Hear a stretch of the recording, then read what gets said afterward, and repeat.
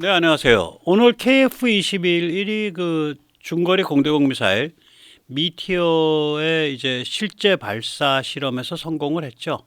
이게 이제 미사일 발사 시험에서 성공했다 이렇게 표현하는 거하고 KF-21 레이더가 공대공 미사일 지령 유도에 성공했다라고 표현하는 거가 사실 같은 의미입니다. 오늘 이제 오전 12시 20분께 남해상공이었고요. 87km 바깥에 무인기를 식별을 해서 발사를 하고 그 다음에 이 무인기 근처까지는 이제 그 KF-21의 레이더가 미사일에게 여기로 가라 저기로 가라 이렇게 지령을 내려서 유도를 해줍니다. 그러면 이제 미사일이 무인기 근처에 갔을 때 그때 이제 KF-21 레이더가 야 지금부터는 네 탐색기로 쫓아서 들어가 그렇게 해서 이제 미사일한테 명령을 내려주죠. 그러면 이제 미사일이 자체 탐색기로 타겟을 물고 들어가는 그래서 적중을 하는 요번에 이제 적중은 아니고 일부러 비싼 무인기니까 한 1m 간격을 두고서 빗나가게 그렇게 만들어서 시험에 성공했다고 합니다. 즉 다시 말하자면 이 미사일 발사 시험이라는 거는 이 중거리 공대공 미사일 발사 시험이라는 거는 공중 표적에 대한 레이더의 미사일 지령 유도 시험입니다. 정확히 표현하면은. 그래서 이게 좀 가지는 의미가 좀 있어요. 이제 레이더에 관한 얘기가 되거든요. 예.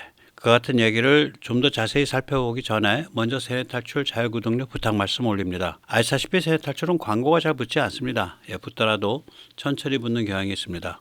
도와주시면 보다 좋은 컨텐츠로 찾아뵙는데 커다란 힘이 되겠습니다. 감사합니다. 이 카이다가 국방연구원이 시비를 걸었던 부분이 바로 이제 레이더의 지령유도 기능이 검증이 안 됐다. 공대공 능력이 증명이 안 됐다. 그러니까 수량을 줄여야 된다. 이게 이제 카이다의 로직이었죠. 뭐 말 자체는 맞아요. 말 자체는 공대공 능력이 있다는 걸 전제로 해서 양산에 40대를 들어가겠다는 건데, 야 아직 공대공 능력 그거 증명 안 됐잖아. 근데 왜 40대야? 많이 봐줘도 20대밖에 안 돼. 그게 원래 그렇게 가는 거야. 뭐 논리 자체는 아주 나이스합니다. 그런데 이제 이 카이다의 처방을 따르면 일단 첫 로트 생산 단가가 폭증을 하죠. 이거 다른 데서도 다 그렇게 돼요. 두 번째는 이제 관련 회사들이 경영난을 겪게 되겠죠. 우리가 이제 전력을 다해서 이걸 해왔기 때문에 관련사들이 미국의 어떤 방산 그런 그 기업들처럼 뿌리가 튼튼하지 않기 때문에 굉장히 개고생을 하게 되죠. 세 번째로는 이게 이제 그 9월 달에 정부 그 예산안이 제출이 되니까 한 6월까지는 답이 나와야 되거든요. 그러니까 이제 그렇게 되면은 뭐 최장 한 2년도 더 늦어지게 돼요. 이 정부 예산의 그 템포랑 안 맞아가지고. 그래서 원래 계획이 28년인가 26년인가의 양산 착수죠. 그걸 사실 2년 당긴 겁니다. 1년 반, 2년 당긴 거예요. 그러면은 이렇게 보면 논리적으로만 따지면 그 카이다 말도 뭐 그럴듯하게 들려요. 그런데 실제로는 여기에 상당한 그 함정이 좀 숨어 있죠. 이 대한민국 레이더 기술이 이게 만만치가 않아요. 이미 존재했다고요. 그러니까 공대공 그 미사일을 그 레이더가 지령 유도해 주는 거는 당연히 성공 가능성이 99.9%죠. 물론 안 해본 일이니까 뭐 숨어 있는 어떤 리스크는 있지만 성공 가능성이 상당히 높은 일이거든요. 그거를 끝까지 본 다음에 움직이겠다 이래 버리니까 지금 중국도 있고 좀 문제가 지금 중중한데 그 굉장히 심각한데 야 이건 무슨 뭐 한가한 소리 하고 있네 이제 이렇게 생각하는 거고 나쁘게 생각하면 야 니들 배후에 뭐가 있는 거야? 니들 도대체 무슨 생각을 가진 거야? 이제 이렇게 우리가 평가를 할 수 있는 거죠. 이 LSAM 레이더 같은 경우에 LSAM이 이제 장거리 탄도미사일 유격 체계죠.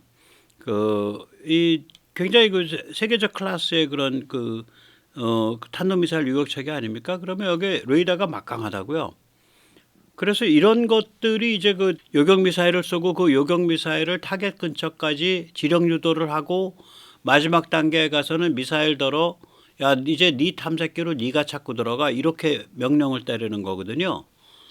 이 과정이 굉장히 비슷한 거예요. 물론 레이더의 크기라든지 성능으로 따지면은 뭐 비교가 안 되죠. LSM의 레이더의 그 하고 KF-21의 레이더는. 그러나 공중에 어떤 타겟을 식별을 하고 그걸 락온을 한 다음에 미사일을 쏘고 그 다음에 그 미사일을 그 타겟의 근처까지 지령 유도를 해주고 그 다음에 그것이 그 미사일더러 야 이제부터 네 탐색기로 네가 물고 들어가라 이렇게 명령을 때려서 미사일한테 책임을 이제 그 부여해주는 이 과정이 굉장히 유사하다고요. 이게 공대공 미사일 그 지령 유도 과정이 굉장히 유사해요.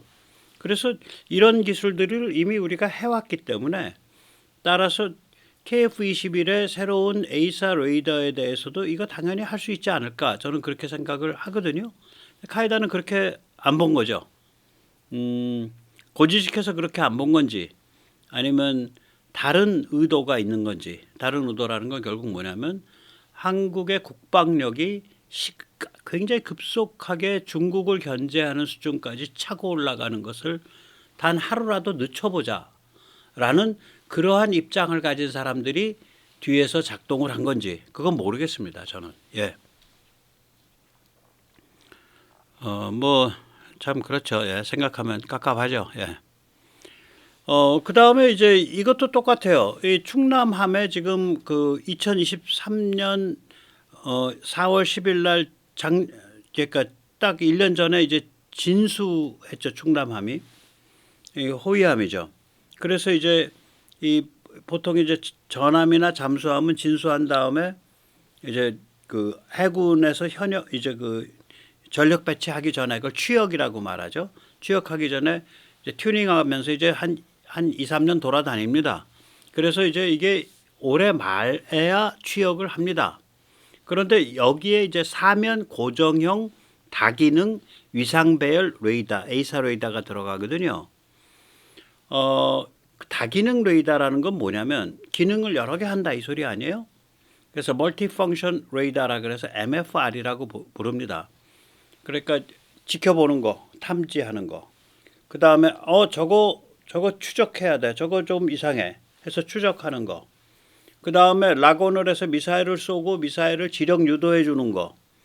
그 다음에 그 미사일을 마지막까지 그렇게 이제 명중시키게끔 유도해 주는 거. 그 다음에 하나뿐만 아니라 복수 표적을 뭐 여러 수십 개 뭐 표적을 동시에 이 과정을 진행할 수 있는 거. 이런 능력들이거든요. 예전에 전함들은 각 기능별로 별도의 레이더를 사용했습니다. 그러니까 탐지 레이더 따로 있고 추적 레이더 따로 있고 미사일 발사 및 미사일 지령 유도해서 미사일로 요격하는 그 레이더 또 따로 있고 뭐 이런 식이에요. 그렇게 따로따로 있으면 이제 유지 관리가 어렵죠.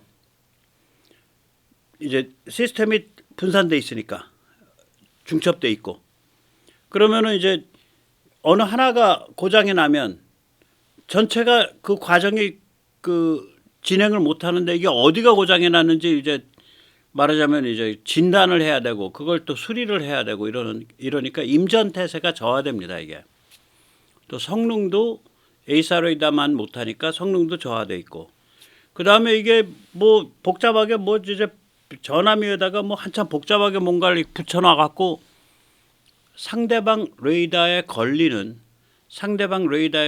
그 피탐 위험성이 굉장히 크게 증대를 하죠. 그러니까 스텔스 성격이 떨어진단 말이죠. 그래서 이 사면 고정형 다기능 레이더가 굉장히 중요한 기능이죠. 이게. 그래서 이게 한국형 이지스를 향한 핵심 주춧돌입니다. 그래서 록히드 마틴을 제외한 최첨단 이지스를 이렇게 진심으로 개발하고 있는 서방 유일의 국가는 한국이라고 해도 과언이 아닙니다. 프랑스도 이런 식으로 안 합니다. 이런 수준으로 이렇게까지 아주 진심으로는 안 해요. 우리는 레이더부터 요격 미사일까지 다 진심으로 하고 있거든요. 이지스라는 거는 록히드 마틴의 해상 미사일 방어 시스템의 브랜드 이름이에요. 마치 바바리가 버버리가 브랜드 이름인데 워낙 지배적이어서 보통 명사가 됐듯이 이지스는 록히드 마틴의 브랜드 이름인데 워낙 지배적인 솔루션이어서 그게 보통 명사가 된 그런 케이스죠. 그런데 유독 한국만이 빠락빠락 자기 풀세트를 이미 갖추고 있기 때문에 그 방향으로 나가고 있는 거예요. 이 전투기 레이더는 그런 면에서 뭐 논리적으로 말하면 일종의 다기능 레이더죠. 그 레이더 하나 가지고 이것도 하고 저것도 하고 이런 식이니까 우리가 생각하는 것보다 훨씬 많은 일을 하게 됩니다. 이 전투기 레이더는. 그래서 앞으로 KF-21의 이제 그 레이더가 해야 될 일들이 아직 첩첩산중으로 남아 있어요. 첩첩산중으로 남아 있습니다. 그래서 우리가 그 생각을 하면서 이거를 봐야 돼요. 이제 그 첫 관문을 아주 시원하게 돌파한 거예요.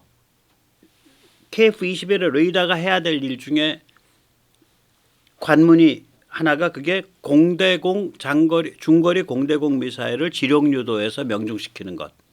그걸 요번에 돌파했는데 그거 말고도 한 대여섯 가지가 더 있습니다. 네 가지를 꼽아 드릴게요. 예를 들면 지상 해상 표적 감지 추적 공격 주도가 이게 레이더가 하는 일이 있어요. 이걸 EOIR도 하지만 레이더가 이 역할을 상당히 많이 해줍니다. 지상 쪽을.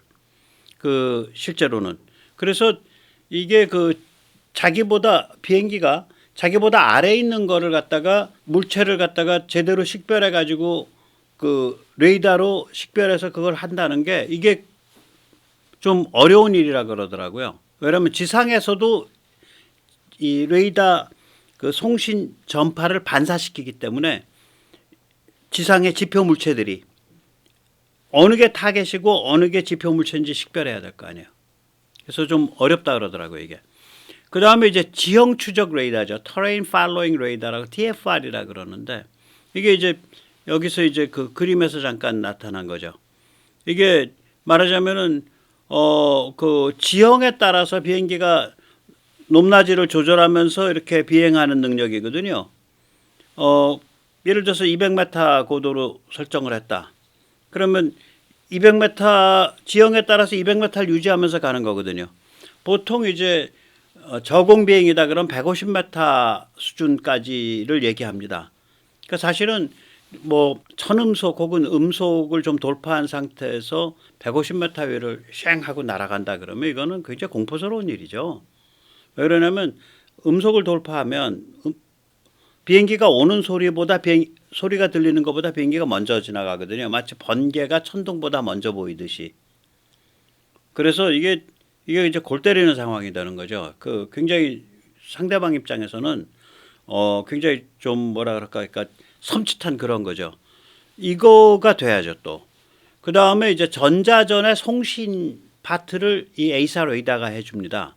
그러니까 상대방을 재밍을 할 때 이쪽에서 전파를 발신해 가지고 상대방을 먹통을 만들 때 에이사 레이더가 이걸 합니다. 그 다음에 에이사 레이더가 또 통신도 담당해 줄 때가 있어요. 고주파 통신을. 그래서 우리가 생각하는 것보다 훨씬 많은 기능들을 해요. 공대공 이런 거 말고도. 그러니까 지표나 지상이나 해상에 대한 것, 그 다음에 지형 추적에 대한 것, 전자전에 대한 것, 통신에 대한 것, 이 레이더가 이런 여러 가지 기능들을 하니까 이것을 이제 우리가 처음으로 입문한 거예요. 공대공 레이더 이런 굉장히 굉장히 복합적인 거거든요. 그래서 이게 그 날아다니는 슈퍼컴이라 그러잖아요. 그 F-35가 워낙에 컴퓨팅 파워를 많이 쓰니까 컴퓨터가 고성능 컴퓨터 기능들이 F-35 안에서 돌아가니까 그게 이런 일 때문에 그렇습니다. 이렇게 그 굉장히 다양한 그 센싱 작업을 하기 때문에 그 센싱해서 얻어지는 것들을 해석을 해줘야 되잖아요. 그래서 이제 갈 길이 먼 거죠. 제대로 오늘 이제 입문한 날입니다. 예, 오늘 5월 8일 날 우리가 입문한 겁니다. 이게 150m 높이면은 어느 정도에서 볼 수 있나 한번 볼게요. 예, 저기 150m 정도 고도로 날아가게 되면 상대방이 한 40km 정도 바깥에 있을 때 40km보다 더 멀리 있으면 지구가 둥글어서 KF-21이 안 보여요. 40km쯤 있을 때 이게 보여요. 상대방이. 한 150m 상공으로 날아오는 비행기는. 그러면 그 KF-21이 마하 1로 그때 날아오고 있다 그러면 40km 가는데 얼마 걸리냐? 뭐 불과 말하자면은 약 2분 정도 마하 1일 때. 그러니까 이게 상대방이 어떻게 손 써볼 방법이 없죠. 뭐 좀 뭐가 보이는 것 같은데 저기 조그만 점 같은 게 그러니까 이게 무시무시한 거예요. 근데 이게 150m 이하를 150m가 한계라고요.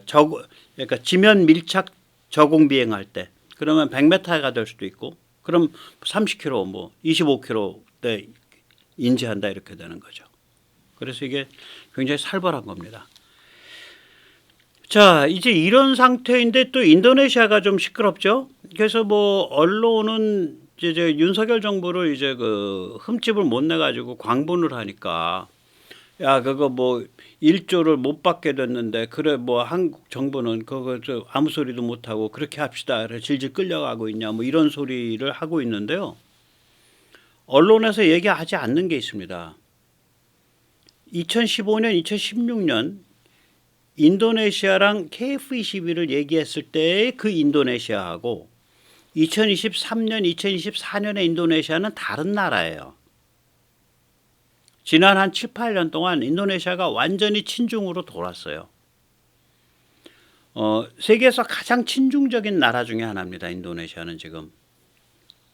여론조사 해보면 중국에 대한 호감을 표현하는 그 인구의 비율이 세계에서 가장 높은 나라 중에 하나예요. 2022년 무역을 보더라도요. 대중 수출이 677억 달러인데 이게 전체 수출의 23%입니다. 대중 수입은 713억 달러인데 전체 수입의 31%예요. 굉장히 의존도가 높습니다. 그리고 이 중국으로부터의 투자도 엄청 많고요. 특히 자원 쪽에 집중적 투자가 있어요. 게다가 인도네시아가 무슬림이 87%입니다. 이 작년 10월부터 이스라엘의 가자 평정 전쟁 이후에 반미 감정이 굉장히 고조돼 있어요. 그래서 한마디로 말하면 2015년, 2016년에 KF-21 그 공동 개발을 논의하던 그때 인도네시아하고 지금의 인도네시아는 완전히 다른 나라입니다. 그래서 KF-21을 가지고 인도네시아가 지금 이게 완전 친중 국가이기 때문에 KF-21을 지금 인도네시아가 살 수가 없어요. 중국 눈치 보니까. KF-21을 인도네시아가 먼저 지르고 들어온다는 얘기는 KF-21 입장에서 보면 뭐 이제 사업의 첫 단추를 아주 시원하게 끼고 출발하는 건데 이게 인도네시아 입장에서는 이 중국이 싫어하는 KF-21, KF-21의 다른 이름은 반중 21입니다. 중국 견제 21이에요. 중국이 싫어하는 이 KF-21을 물꼬를 터주는 역할을 할 수가 없어요. 이미 중국 손아귀에 다 들어있다고요. 그 정치 엘리트들이. 이런 사정을 국내 언론 얘기를 안 하지. 그러고서 뭐 1조가 날아갔는데 아무 소리 못하고 인도네시아한테 질질 끌려가고 있는 바보 같은 윤석열 정부 이런 식의 얘기를 뭐 TV조선부터 시작해서 SBS 뭐 다 이런 식의 논조예요. 참 문제가 있어요. 윤 정부를 뭐 비판하는 건 좋은데 비판할 걸 갖고 비판을 해야지 앞뒤가 안 맞는 거 갖고 비판하면은 국민도 바보 만드는 거 아니에요. 좀 그래요. 예. 실제로 우리가 KF-21을 이렇게 생각을 하면은 이 뒷골이 땡기는 게 뭐냐면 일본, 영국, 이탈리아의 차세대 전투기 프로그램 GCAP입니다. 이거 주목할 가치가 좀 있어요. 이게 일단 이때까지 뭐 그 유로파이터라든지 이런 거랑 좀 다른 게요. 조약을 맺었어요. 이 세 나라가. 이걸 하기로. 조약이에요, 조약. 우리 무슨 한미 FTA 같은 조약이에요. 트리티예요. 그래서 말뚝을 확실하게 박았습니다. 스케줄이 굉장히 야심차죠. 그래서 2025년까지 프로토타입을 만들겠다. 뭐 기술 실증기 같은 걸 얘기하는 거겠죠. 혹은 뭐 형상을 결정하겠다는 건지. 형상과 이제 성능 이런 거에 따라서 이런 거에 대해서 좀 삼국의 입장이 좀 다르니까 그 전체적인 걸 좀 결정하겠다 그 소리죠. 전체 틀을. 그리고 2035년까지 첫 양산을 하겠다는 건데 그 양산이라기보다 첫 이제 그 초도 소량 생산 뭐 10대, 20대, 5대 이런 거요. 이게 이제 진짜 좋은 선수들이 다 총집합을 했습니다. 그래서 좀 겁이 나죠. 일단 영국의 BAE는 로키드 마틴 같은 데에서 하청받아가지고 F-35의 주요 소프트웨어 개발하고 그런 회사예요. 그다음 미쓰비시 중공업, 일본의 이제 그 수송기 쪽은 가와사키고요. F2라든지 이런 전투기 쪽은 미쓰비시 중공업이죠. 그 다음에 롤스로이스, 엔진에 기본 솔루션을 주는 거죠. 제가 여기 하나 빼먹었는데, 롤스로이스 앞에 IHI, 이거 일본 회사입니다. 독일의 MTU 같은 회사예요. 그러니까 뭐냐면 자체 엔진은 별로 그렇게 잘 안 알려져 있지만 자체 엔진은 뭐 실험용으로나 만들고 그러나 롤스로이스 같은 회사에 굉장히 중요한 엔진 부품을 만들어서 납품하는 회사예요. IHI가. 우리가 이제 그 무슨 터빈 입구 온도 뭐 1600도, 1500 몇 도 이거 돌파하려고 앞으로 10년 한다 뭐 이렇게 얘기하는데 IHI는 그거 한 10년 전에 이미 다 했어요. 그러니까 기술력이 있다고요. 그리고 거기에 롤스로이스가 도움을 주고 있어요. 아마 둘 사이에 그런 좀 그게 있을 거예요. 같이 공동 개발을 하고 롤스로이스가 도와주는데 전투기 쪽은 IHI가 하고 그거를 민항기로 개비한 거, 민항기 쪽 엔진으로 그걸 버전을 바꾼 거는 롤스로이스가 하고 뭐 이런 식의 물밑에 논의가 있었을 거예요. 그래서 의외로 롤스로이스가 주도를 하는 게 아니라 IHI가 주도하는 걸로 되어 있습니다. 그 다음에 이제 미쓰비시 전기, 이게 이제 항공 전자장비 쪽을 많이 다루는 데고요. 그 다음에 레오나르도, 이게 이제 여러 가지 뭐 센서 부품이라든지 이런 거 제공하겠다는 이제 이탈리아의 강자죠.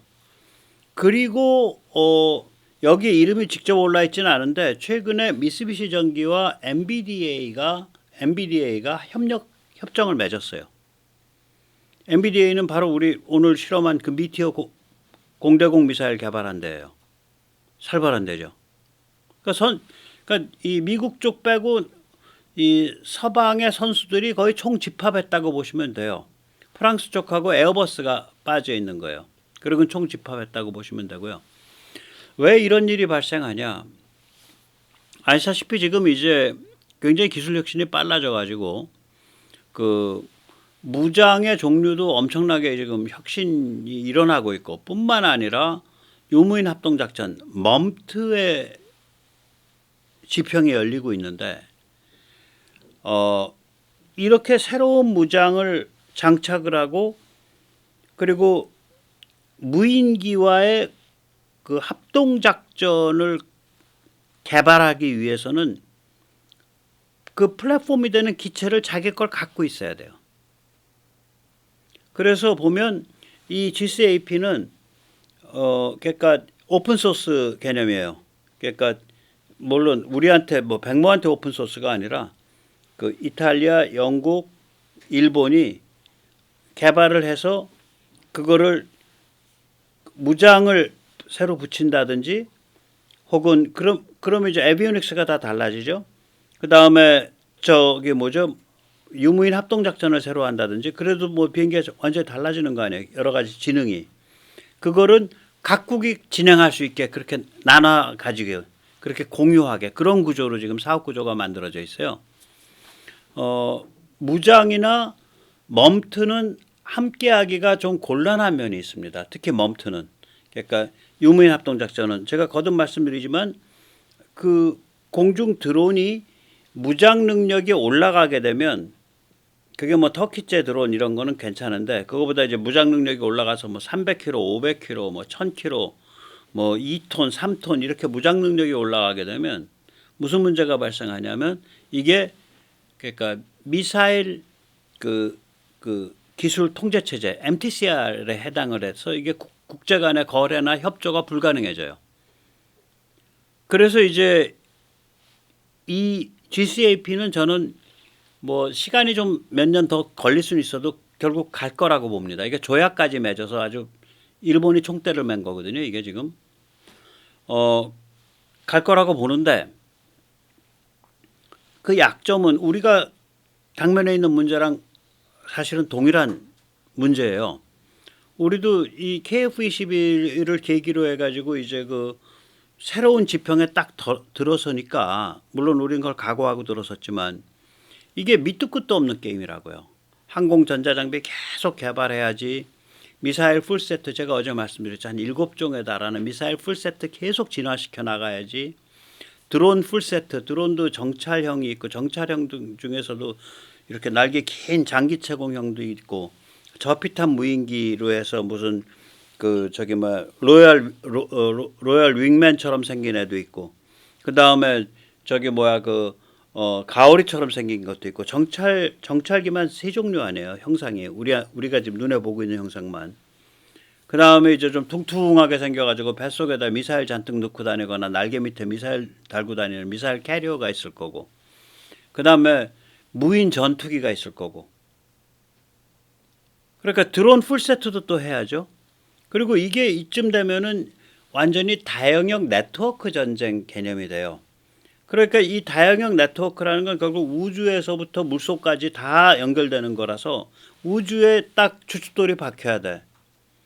즉 위성 감시정찰 위성 및 통신위성 감시정찰 위성 및 통신위성 네트워크가 꾸며져야 돼요. 이거는 공동으로 못하죠.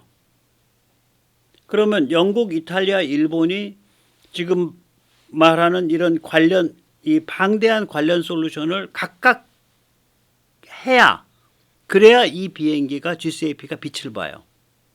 우리는 그걸 각각 하겠다는 거고 우리는 지금 항공전자장비 풀세트, 미사일 풀세트, 드론 풀세트, 위성 체제 이걸 하겠다는 거 아니에요. 우리는. 왜냐? 진핑의 하자 때문에. 중국 때문에. 중국 공산당과 인민해방군 때문에. 중국이라는 게 지척으로 있는데 중국이 저렇게 기세등등하고 저 사나우니까 중국이 사고치면 우리 망가지는 것만큼 너도 망가져 임마. 그 태세를 갖춰놓지 않았다가 중국한테 그냥 밟히는 거 아니에요. 아니면 미국 공무원만 잡고 다녀야 되잖아. 그래서 이 방대한 거를 우리는 준비를 하고 있고 이 방대한 걸 우리는 하겠다라고 칼을 뽑은 거예요. 그 칼의 이름이 KF-21이에요. 그러니까 KF-21은 그냥 비행기 단품으로 보시면 안 돼요. 이 방대한 체제를 상징하는 물건입니다. 그러니까 일본이나 영국이나 이탈리아에 부닥치는 문제는 뭐냐면 그래 너희 GCAP 뭐 그럴듯하게 개발할 수 있어. 그건 믿어 의심치 않아.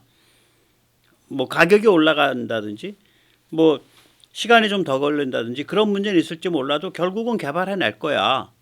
그런데 그게 단품이 아니야. GCAP라는 물건 하나가 단품이 아니야. 방대한 관련 솔루션 세트가 있다. 항공전자장비 세트, 미사일 풀 세트, 드론 풀 세트, 위성 네트워크. 당장 눈에 꼽아봐도 그렇다. 이거는 또 같이 못해. 왜냐면 특히 드론이랑 연관되는 경우에 같이 못해. 그러면 일본 따로 이탈리아 따로 영국 따로 해야 돼. 그거 할 수 있어? 그건 또 다른 문제거든요. 그러니까 이거는 우리도 고민인 영역이지만 GCAP 개발에 성공한다고 하더라도 일본, 영국, 이탈리아가 또 각각에 부닥치는 고민의 영역이에요. 이게 마지막 화두입니다. 사실 이 게임에서는. 굉장히 어려운 게임이죠. 그래서 이 사람들이 얼마나 참 그 빵빵하게 짰는지 제가 한번 설명을 잠깐 해드릴게요. 에비오닉스라 그러면 이제 우리가 전투기가 전체가 다 전자 장비고 전체가 다 소프트웨어 가 동원이 되잖아요. 그럼 이걸 하나로 엮어야 될 거 아니야. 이걸 이제 에비오닉스라 그러는데 항공전자 통합인데요. 이 주도는 영국의 BAE가 합니다. 그 밑에 이제 팔로우를 미쓰비시 중공업이 할 겁니다. 기체는 주도가 미쓰비시 중공업이에요. 엔진은 롤스로이스가 아니라 IHI예요. 일본. 롤스로이스가 옆에서 도와줘요. 아마 양자 사이에 아까 말씀드렸듯이 군용기 파트는 그 코어를 가지고 군용기 파트는 일본 IHI가 하고 그 다음에 민항기 파트는 롤스로이스가 한다. 뭐 이렇게 아마 얘기가 되겠죠. 항공 전자 장비는 미쓰비시 전기가 총대를 메고 아마 레오나르도가 옆에서 돕는 건데 아마 그렇게 될 겁니다. 무장은 이거 뭐 무장은 따로 안 해요. 그 파트가 따로 없는데 미쓰비시 전기와 NVIDIA가 벌써 말하자면 그 업무 협정을 맺었어요. 최근 일입니다. 한 달도 안 될 거예요. 그래서 이런 식으로 이제 치고 나가는 거죠.